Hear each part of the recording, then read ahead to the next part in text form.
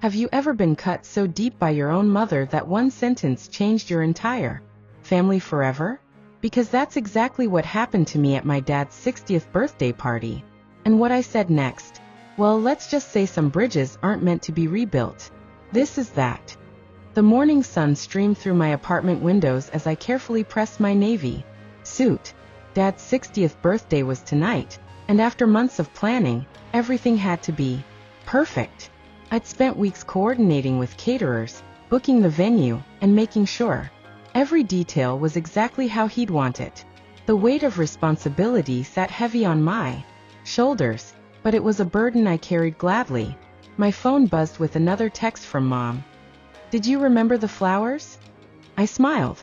Despite myself, even after all these years, she still worried about the smallest details. "Already handled," I typed back, glancing at the elegant bouquet arrangements I'd ordered from Dad's favorite florist. The white roses and baby's breath would look stunning against the deep burgundy tablecloths. As I adjusted my tie in the mirror, memories flooded back of all the birthdays, graduations, and holidays I'd helped orchestrate over the years. Being the family's unofficial event coordinator wasn't a role I'd asked for, but somehow it had become mine. Maybe it was because I had the steady job, the disposable income, or just the patience to deal with vendors and logistics that others found tedious. The venue rental alone had cost me $3,000.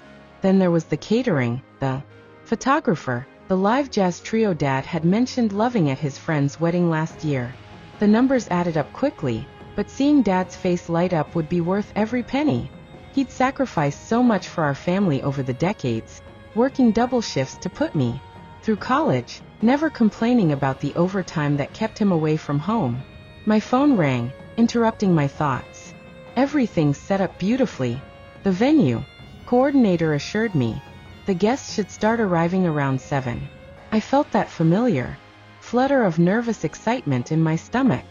Tonight wasn't just about celebrating Dad's milestone birthday. It was about bringing together everyone who mattered to him in one room. Family members who rarely saw each other, old work colleagues, childhood friends who'd stayed in touch through Christmas cards and Facebook posts. I grabbed the specially commissioned photo album I'd spent months creating, filled with pictures spanning Dad's entire life, from his military service photos to candid shots of him teaching me to ride a bike. Every page told a story of the man we were celebrating tonight. The local print shop had done an incredible job with the leather binding and gold embossing. Dad's initials gleamed on the cover in elegant script. The drive to the venue took me through the old neighborhood where I'd grown up, past the corner store where Dad would take me for ice cream after Little League games, past the park where we'd fly kites on windy Saturdays. The nostalgia hit me in waves, reminding me why tonight mattered so much. This party wasn't just an event. It was a love letter to a man who'd shaped everything good about who I'd become. As I pulled into the venue parking lot, I could see the warm glow of lights through the windows. The staff was making final adjustments, arranging chairs around tables that gleamed with polished silverware and crystal glasses. Everything looked exactly as I'd envisioned during those late-night planning sessions. The jazz trio was already setting up in the corner, their instruments catching the soft amber lighting. I took a deep breath, straightening my shoulders as I walked toward the entrance. Tonight was going to be perfect. I'd made sure of that. Dad deserved nothing less than a celebration, worthy of the incredible man he was, surrounded by everyone who loved him.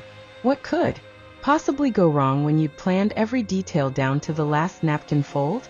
But as I stepped inside and saw Mom already there, directing staff with her usual commanding presence, something twisted in my stomach. A premonition, maybe, or just the anxiety of hosting such a large event. Either way, I pushed the feeling aside and focused on. The venue had transformed into something magical by the time guests started arriving. Soft jazz music drifted through the air as people filtered in, their faces bright with anticipation and genuine affection for Dad. The photographer I'd hired was already capturing candid moments, old friends embracing, family members admiring the photo displays I'd arranged around the room. Everything was falling into place exactly as I'd envisioned.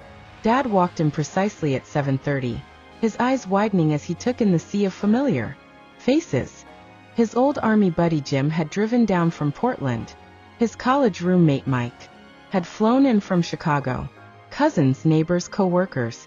The room buzzed with the energy of people who genuinely cared about celebrating this milestone. I watched from across the room as Dad's face broke into that genuine smile I remembered from childhood, the one that made his eyes crinkle at the corners.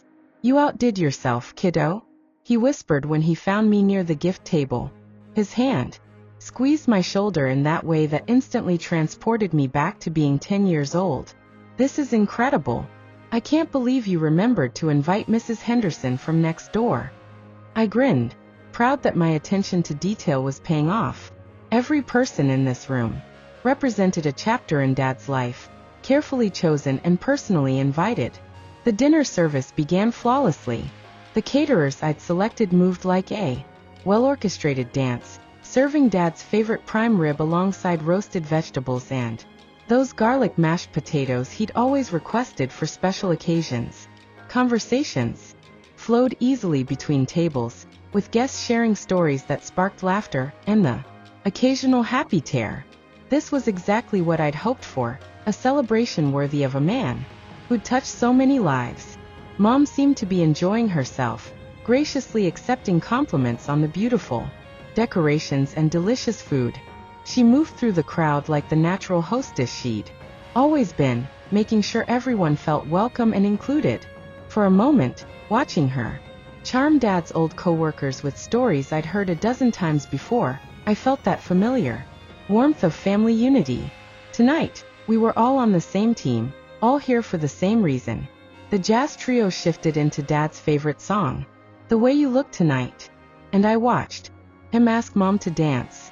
They swayed together in the small space we'd cleared near the musicians, and for a moment they looked like the young couple in those wedding photos on our mantle at home. Other couples joined them, filling the impromptu dance floor with gentle movement and quiet laughter. The room felt wrapped in pure contentment. Uncle Robert stood to give the first toast, sharing a hilarious story about Dad's attempt to fix the family car when they were teenagers. The crowd erupted in laughter as he described Dad covered head to toe in motor oil, stubbornly insisting he could figure it out without calling a mechanic. These were the moments I'd hoped for, genuine connections, shared memories, the kind of storytelling that makes people feel closer to each other. As dessert was served, Dad's favorite chocolate cake from the bakery where he'd bought all our birthday cakes growing up, I found myself relaxing for the first time all evening.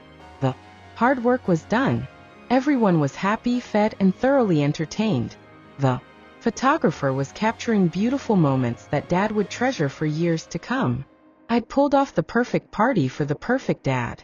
I looked around the room, taking in the scene I'd orchestrated. Candles flickered on every table, casting warm shadows across faces flushed with good food and wine. The flower arrangements looked even better than I'd imagined against the rich tablecloths. Every detail, from the personalized napkins to the carefully curated playlist, had come together to create something truly special. This was what love looked like when translated into action. Standing near the back of the room, watching Dad laugh at another story being shared at the head table, I felt a deep sense of satisfaction wash over me. This party would be remembered not just as a celebration, but as proof of how much this man meant to everyone whose life he touched. And I had made it happen. Every sacrifice, every late night spent, coordinating details, every dollar spent. It was all worth this moment of pure joy on Dad's face.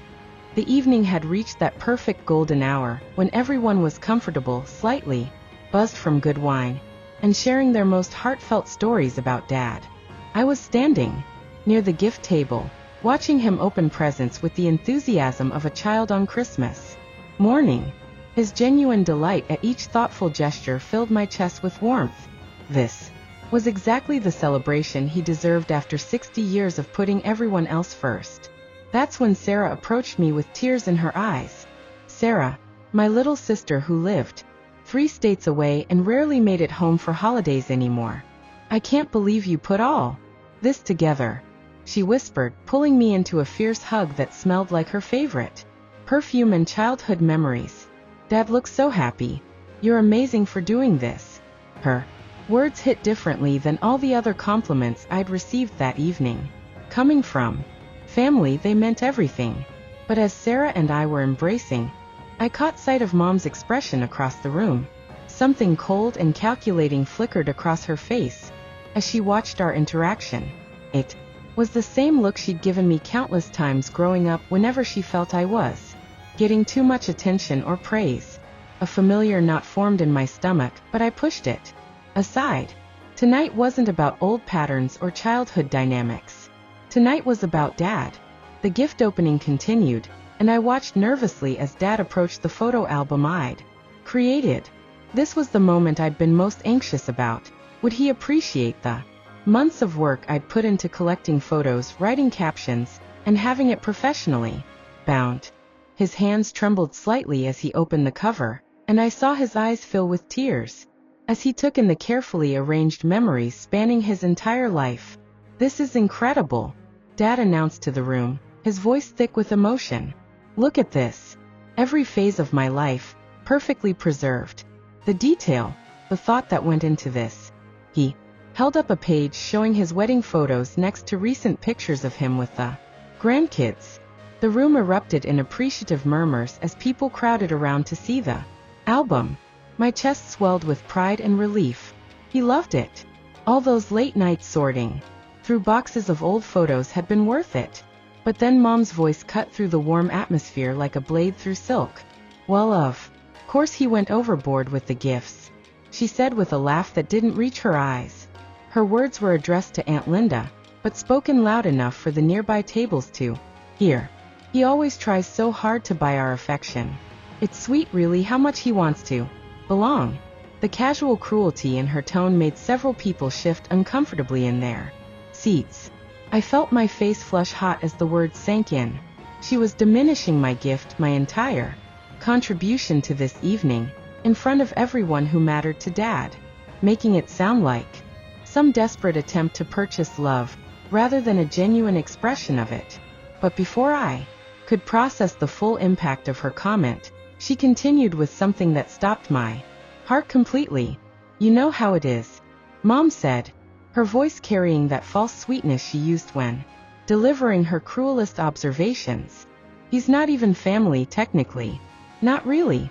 So he has to work extra hard to prove he belongs here. The words hung in the air like poison seeping into every conversation around us. Not even family. Technically. The phrases echoed in my head as the room seemed to tilt on its axis. The conversations around us gradually died as people registered what they'd just heard. Aunt Linda's face went pale, her mouth opening and closing without sound. Uncle Robert stopped mid-sentence in his conversation with Dad's old boss. Even the jazz trio seemed to play more quietly, as if the music itself was holding its breath. The warm, celebratory atmosphere I'd worked so hard to create began to crack like ice on a warming pond. But what hit me hardest wasn't just the words themselves. It was the satisfied smile that played around Mom's lips as she watched their impact ripple through the crowd. She knew exactly what she'd done, and she was pleased with the result. After everything I'd given to this family, every sacrifice, every dollar, every sleepless night spent planning this perfect celebration, she'd reduced me to a charity case trying to buy his way into acceptance. And she'd done it with an audience, making sure maximum damage was done with surgical precision. The silence that followed Mom's words was deafening. Not the comfortable quiet of people listening to a touching story, but the horrible, suffocating silence of a crowd watching a car accident in slow motion. Conversations died mid-sentence as her words sank in. Forks paused halfway to mouths. Wine glasses stopped mid-sip. Even the jazz trio seemed to sense something had shifted, their music fading to barely audible background noise. I stood frozen near the gift table, feeling like I'd been physically struck. The photo album lay open in Dad's hands, but he wasn't looking at it anymore. His eyes had found mine across the room, wide with shock and something that looked like panic. The pride and joy that had been radiating from his face moments earlier had been replaced by the expression of a man watching his worst nightmare unfold in real time. Aunt Linda's wine glass trembled in her hand as she stared at Mom with undisguised horror. "Margaret," she whispered, her voice barely audible, but carrying enough shock to make people at neighboring tables turn to look. "What did you just say?" But Mom simply shrugged, as if she'd commented on the weather rather than detonated a bomb in the middle of her husband's birthday celebration. I could feel every pair of eyes in the room gradually turning toward me. "Dad's army buddy." Jim looked confused and uncomfortable, clearly not understanding the family dynamics at play but sensing something terrible had just happened. Mrs. Henderson from next door clutched her pearls, her elderly face creased with concern. The photographer had lowered his camera, apparently recognizing this wasn't a moment that should be preserved for posterity. Sarah had gone rigid beside me, her arms still around my shoulders from our earlier embrace. I felt her intake of breath, sharp and angry, as she processed what our mother had just done. "Mom, what the hell?" she started, but I caught her arm. This wasn't her fight. This moment, horrible as it was, belonged to me and Mom alone. It always had, really. This was just the first time she'd been bold enough to say it in public. The worst part wasn't even the words themselves. It was the satisfied expression on Mom's face as she surveyed the damage she'd caused. This wasn't an accident or a slip of the tongue. This was calculated, deliberate, and perfectly timed for maximum impact. She'd waited until the moment when I was receiving the most praise, when Dad was most grateful, when the evening was most perfect, and then she'd struck with surgical precision. Uncle Robert cleared his throat uncomfortably, trying to restart his conversation with Dad's boss, but the words came out forced and artificial. The natural flow of the evening had been shattered like a champagne flute hitting concrete. People were looking at each other uncertainly, unsure whether to pretend they hadn't heard or to address the elephant that was now stomping through the middle of the celebration. I realized that every breath in the room was being held, waiting to see how I would respond. Would I retreat like I had so many times before? Would I pretend I hadn't heard? Would I swallow the humiliation and try to salvage what was left of Dad's party? The weight of expectation pressed down on me from every direction. But underneath it all, I felt something else building, something I hadn't felt in years. Dad was making his way toward me now, weaving between tables with an expression of desperate damage control. I could see him rehearsing words in his head, probably planning to smooth this over the way he always did when Mom's cruelty went too far. He'd make excuses, deflect attention, try to restore the celebration to its previous warmth. But as he got closer, something in my expression must have warned him that this time would be different. The silence stretched on, thick and uncomfortable, as Mom basked in the chaos she'd created. She'd turned Dad's perfect birthday celebration into a showcase for her own petty jealousy and vindictiveness. But as I stood there, feeling the weight of every eye in the room, I realized something that changed everything. I was tired, bone deep, soul deep tired of being her target, her whipping boy, her convenient outlet for every cruel impulse she'd ever harbored. And tonight, in front of everyone who mattered to Dad, she'd finally gone too far. Standing there in that awful silence, 26 years of memories crashed over me like a tsunami. I was suddenly 8 years old again, watching Mom give Sarah the bigger piece of cake at her birthday party while telling me I'd had enough already. I was 12, excluded from the family photo for Dad's company Christmas card because I didn't really match the rest of the family aesthetic. I was 16, having my college fund raided to pay for Sarah's car while being told it was different because I wasn't really their responsibility. The adoption papers had been finalized when I was 3, but Mom had never let me forget that I was different. Never said it outright where Dad could hear, but in 1,000 small ways, she'd made it clear that my place in this family was conditional, temporary, subject to her whims and moods. When Sarah brought home bad grades, it was because she was going through a phase. When I struggled in school, it was because of my background and what we didn't know about his genetics. I remembered the Christmas when I was 14, opening my single present, a sweater, from the clearance rack, while Sarah unwrapped gift after gift from under the tree. When I'd asked Dad privately why Santa had been so much more generous with her, Mom had overhead and explained that some children need to learn gratitude for what they have, especially when it comes from someone else's generosity. Dad had looked stricken, but he'd never corrected her. Every achievement I'd earned had been diminished. When I graduated valedictorian from high school, she'd made sure to mention how great inflation these days made it less meaningful than when she was young. When I got my first promotion at work, she'd suggested it was probably diversity hiring or company politics rather than merit. When I bought my house, she'd wondered aloud where I'd really gotten the money for the down payment, as if my success was somehow illegitimate. The financial requests had started small when I landed my first good job.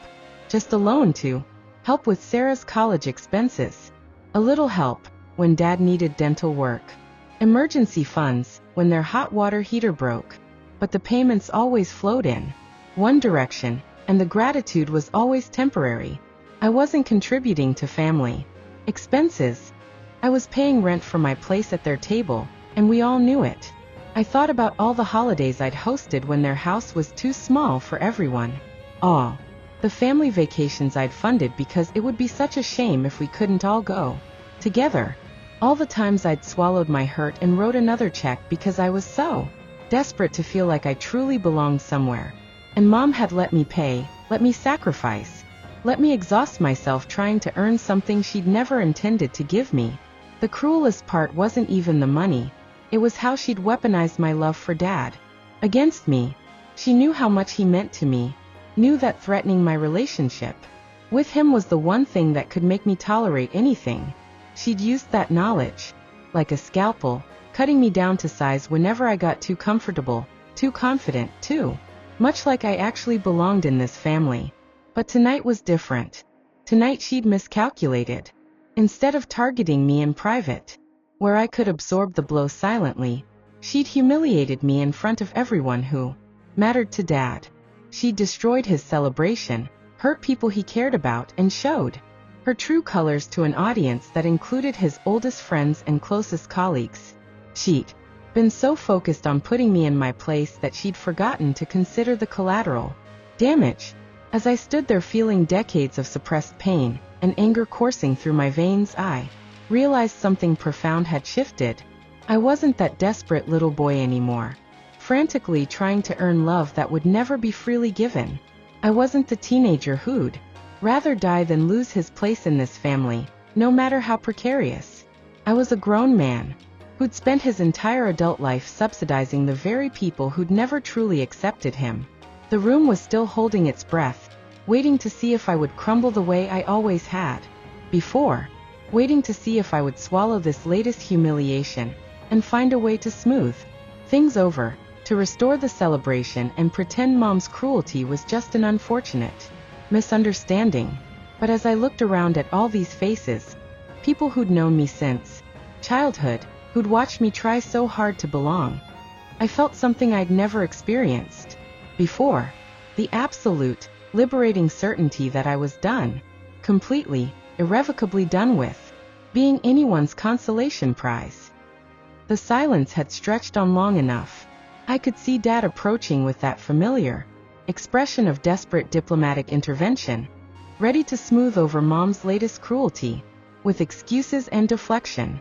Uncle Robert was clearing his throat again, probably preparing to change the subject to something safer. Even Sarah was gathering herself to defend me, though we both knew that would only make things worse.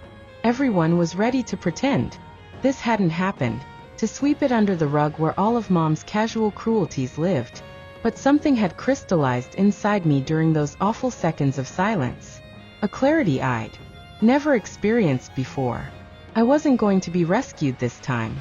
I wasn't going to let anyone else fight my battles or make my excuses.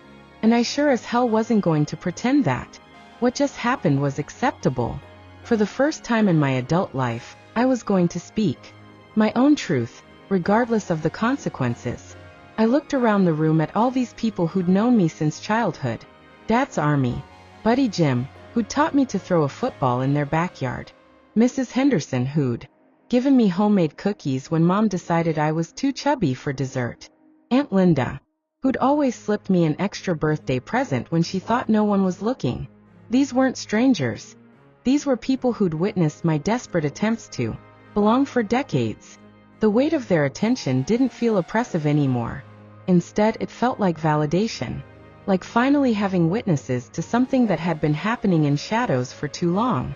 Mom had made one crucial error in her calculated cruelty. She'd given me an audience of people who actually cared about me, people who'd seen her treatment over the years and recognized it for what it was. She'd accidentally created the perfect conditions for her own downfall. I thought about all the times I'd bitten my tongue, swallowed my pride, written another check to keep the peace. All the family gatherings where I'd smiled through her subtle digs and passive-aggressive comments. All the holidays where I'd pretended not to notice how differently she treated Sarah and me. All those moments when I'd chosen her comfort over my own dignity. But tonight felt different. Tonight felt final. Stories like these need to be told. If you've ever felt like the outsider in your own family, hit that subscribe button, because what happened next changed everything.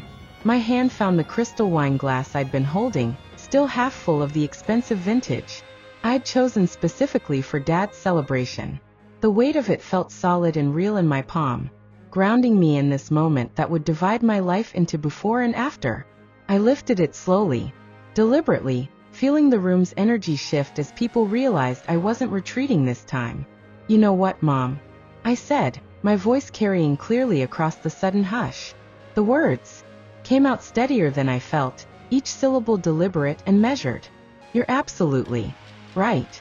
I saw confusion flicker across her face, followed quickly by suspicion. This wasn't the response she'd expected. She'd expected collapse, retreat, desperate attempts at damage, control. But not agreement. Not this calm, controlled acknowledgement of her cruelty. I took a step forward, still holding that wine glass like a scepter of authority. "I'm not really family. You've made that crystal clear for 23 years.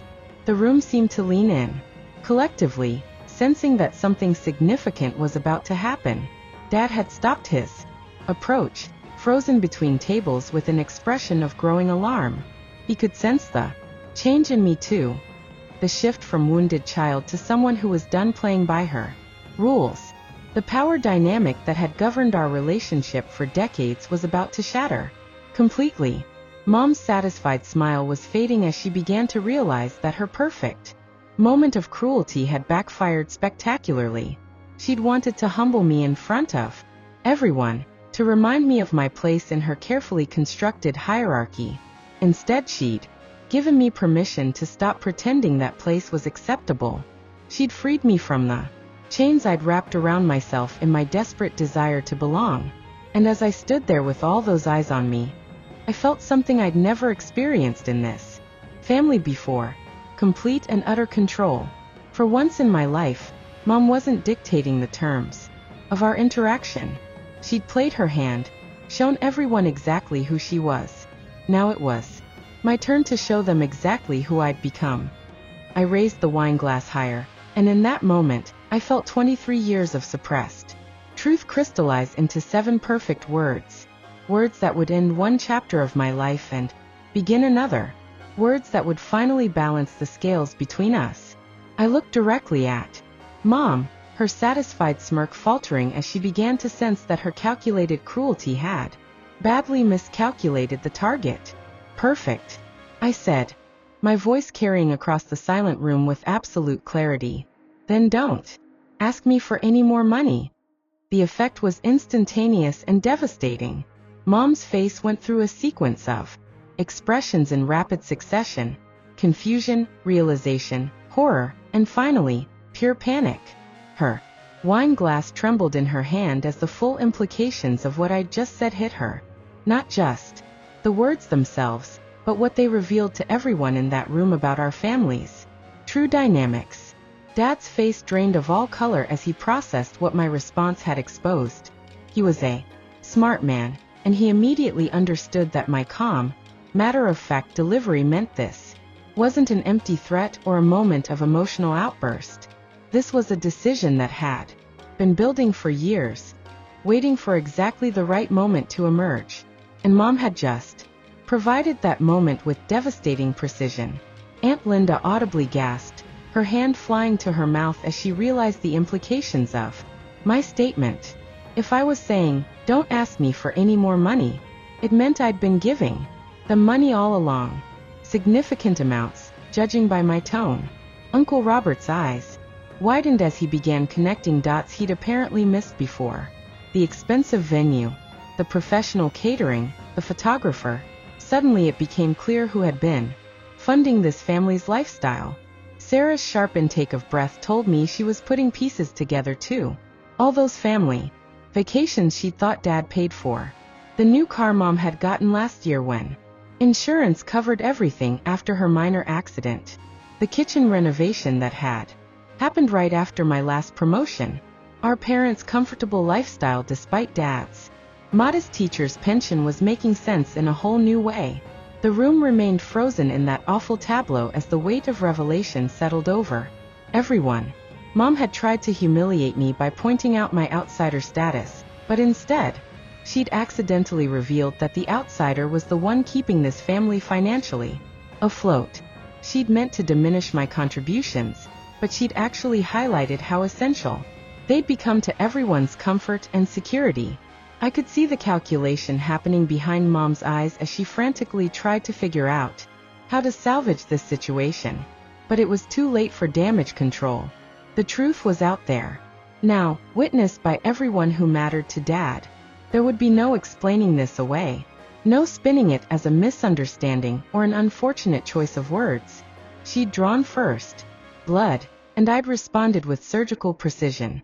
Dad tried to step forward, his mouth opening to say something, probably to try to smooth this over the way he always did. But I held up my free hand, stopping him mid-approach. "Dad, I love you," I said clearly, making sure everyone could hear. "This party was my gift to you because you deserve to be celebrated. But I'm done pretending that being treated like a second-class family member is the price I have to pay for that love." The finality in my voice seemed to hit everyone like a physical force.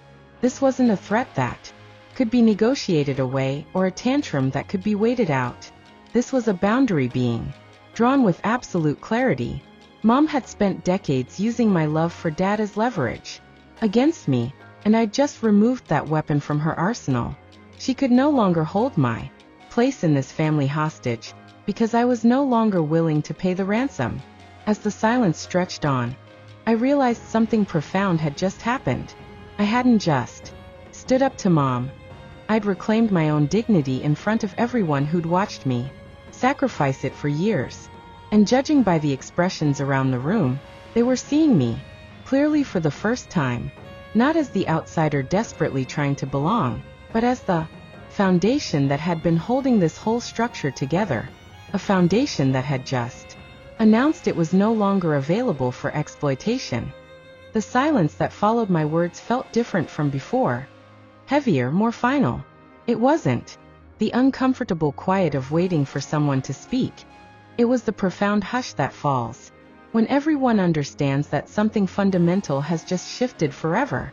Mom stood, frozen, her wine glass trembling in her hand as the full weight of what she'd unleashed crashed down on her. Her satisfied smirk had vanished, replaced by the dawning horror of someone who'd just realized their cruelty had consequences. Dad reached me first, his face a mask of devastation and confusion. "Son, please," he whispered, his voice breaking. "Not tonight. We can work this out privately."